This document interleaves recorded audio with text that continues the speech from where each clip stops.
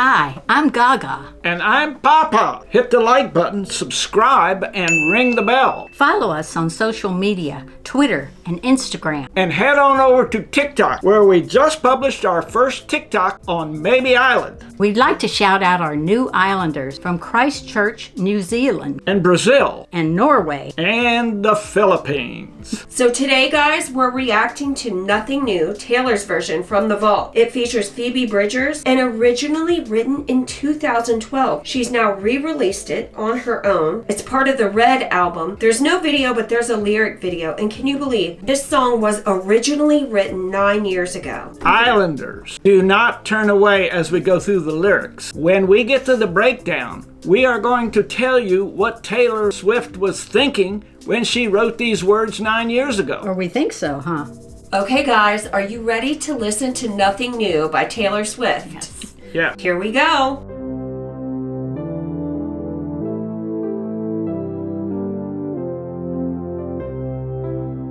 Here we go.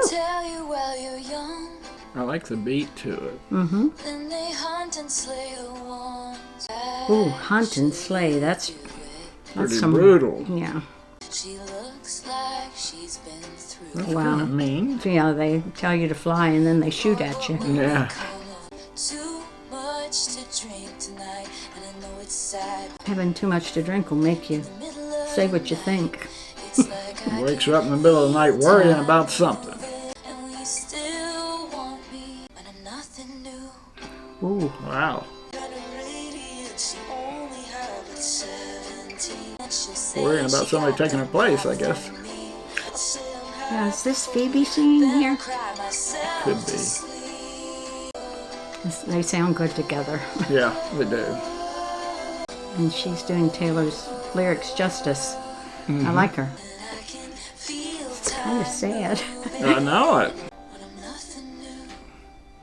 Oh, I really like that song. Oh, I do I'm too. not sure it wasn't on that original album. Should have been. Okay, Gaga and Papa Islander, what were your first thoughts on Nothing New? It's out of the vault. It's brand new. It's such a special song by Taylor and Phoebe. What do you think? Well, I liked the song. I was a little surprised that it's a sad song and it's not about a guy. It's about her. I was impressed with the fact that it deals with self-doubt, because when you think of Taylor, you just don't think she would ever doubt herself. I think we all do, but she seems like such a superstar. You just think she would never think that. Oh, that's such a good point, Gaga. That's such a good point. Next, let's go into the lyric breakdown. Let's see what Gaga and Papa Islander think about the entire song and all the lyrics that she wrote with Phoebe, and see what you think about it.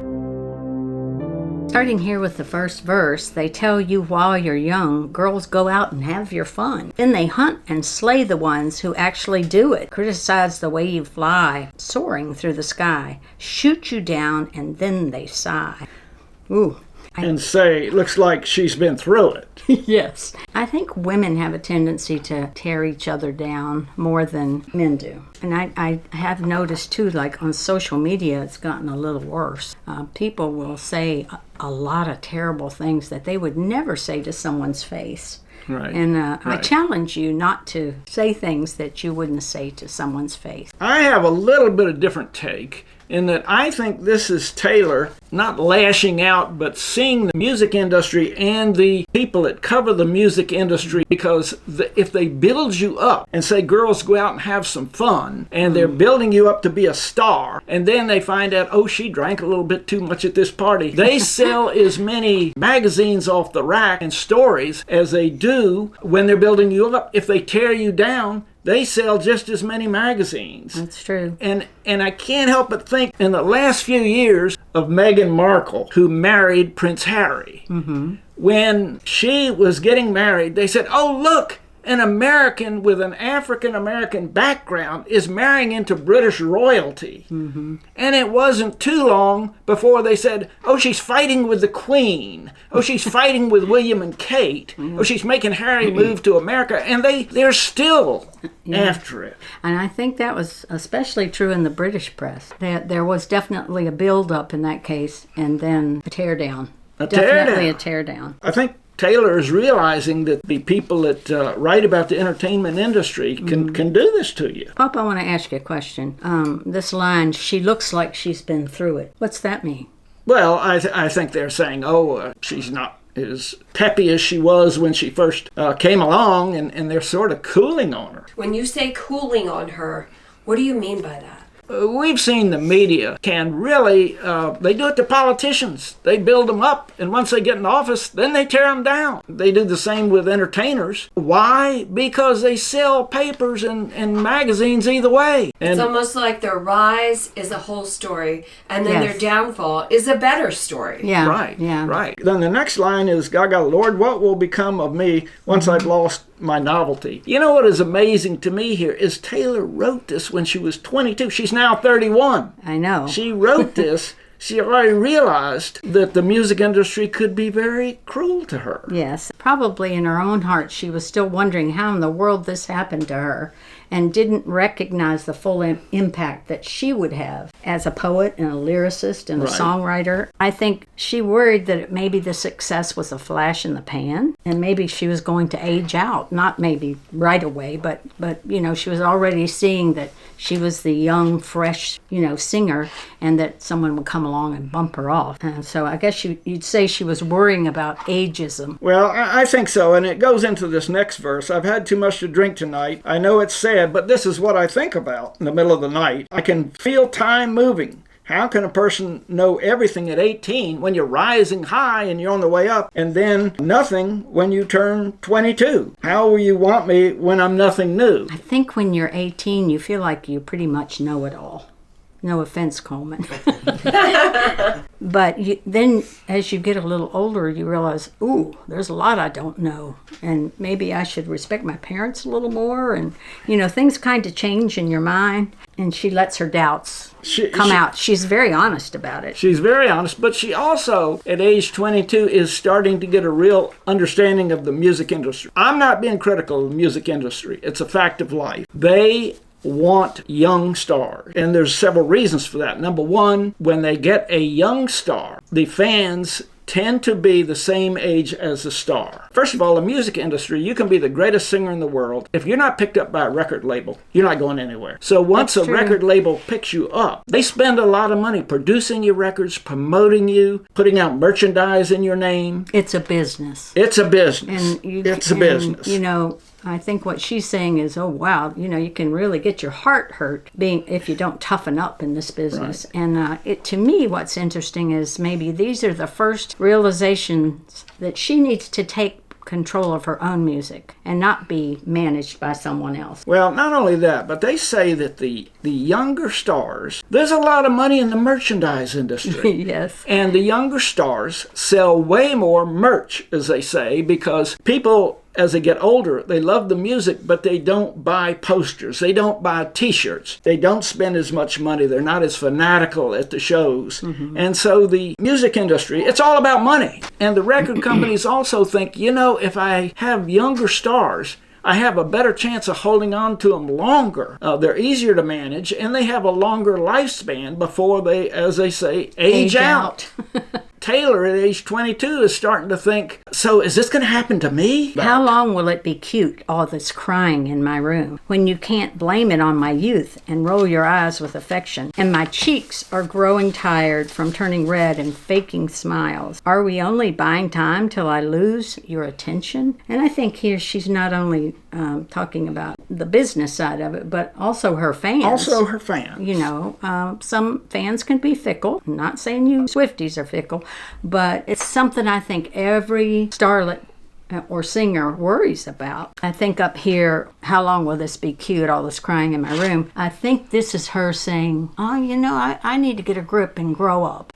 Okay. And kind of face, what might be coming. If you can get an idea of what's about to happen to you, then you can more responsibly respond to it. Well, and then she goes on to say, and someone else lights up the room. People love an ingenue. Gaga, what is an ingenue? An ingenue is a starlet or a singer, a young one. And it's the new it girl that comes on the scene. The producers and everyone are always looking for this next new girl. So she's afraid of what's going to happen to her there. Well, I do know when she was 16, she actually saw this happen. The year before, in 2005, Carrie Underwood won American Idol as a country music star. And in 2000, and she was the ingenue. In 2006, she was nominated by the Country Music Association for Female Entertainer of the Year, along with 2 or 3 others, and the reigning queen of country music, Faith Hill. Faith Hill was 39, Carrie Underwood was 23. And the award ceremony for Faith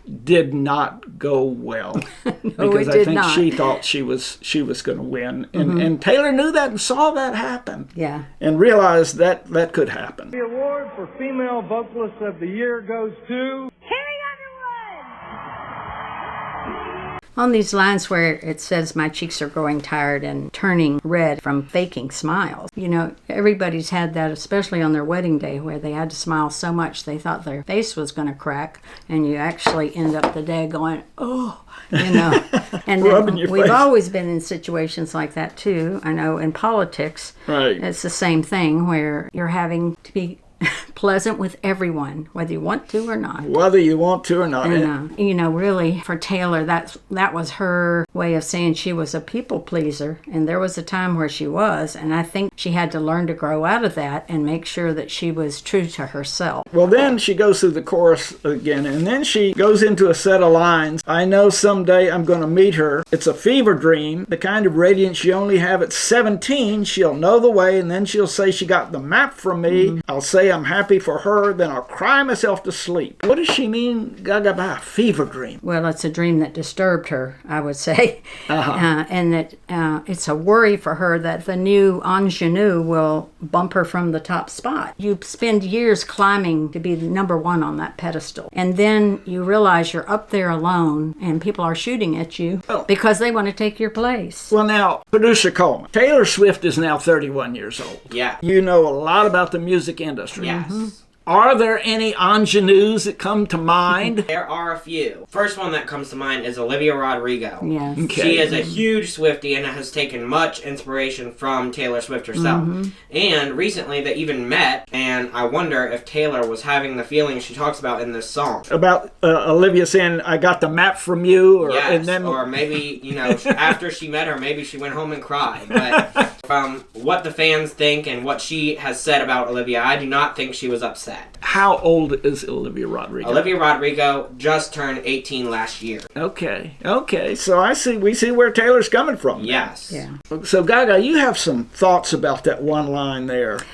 She'll know the way, and then she'll say she got the map from me, and she's referring to this young person. And this is almost a prophecy that she has. I mean, she was really aware of what could happen. You're talking about Olivia Rodrigo. She says, I'll say I'm happy for them, and then I'll cry myself to sleep. Oh, God bless her. But God bless her. I think at that time she may have felt that way, but I think now she's happy for them. Yeah. She's older now. I think Taylor should feel secure in her own position. I think she does, and I think we're going to get into that in just a few minutes. Then she goes through the chorus again, and she says, I wonder if they'll miss me once they drive me out. I definitely think that she's talking about the record companies there. When she says, once they drive me out, I'll wake up in the middle of the night and I can feel time moving. I think she's referring to them there. The final line said, will you still want me when I'm nothing new? I think she's also mentioning that to the fans as well. Will you still want me when I'm nothing new? When we talk about this process in the entertainment industry, there is one classic line which was said by Julia Roberts in the movie Notting Hill. She played an actress in that movie, a famous actress. But at one point in the movie, she made a statement which indicates exactly what Taylor was saying, and it's kind of sad. One day, not long from now, my looks will go. They will discover I can't act, and I will become some sad middle-aged woman who looks a bit like someone who was famous for a while.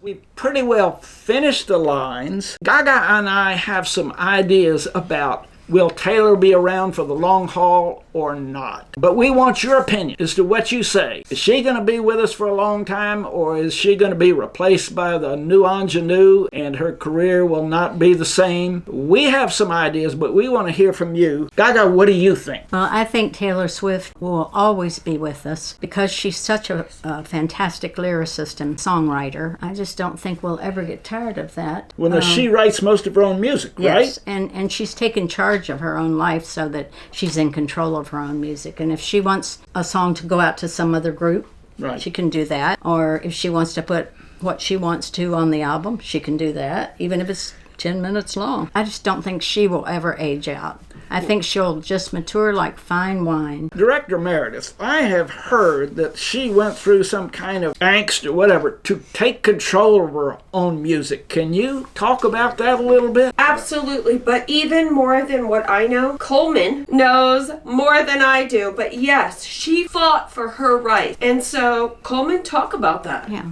So back in 2019, Taylor's contract with Big Machine Records finally ended, and people were wondering what she was going to do. She always knew she was going to go with another company, but she thought she would have the chance to buy back her masters or her discography.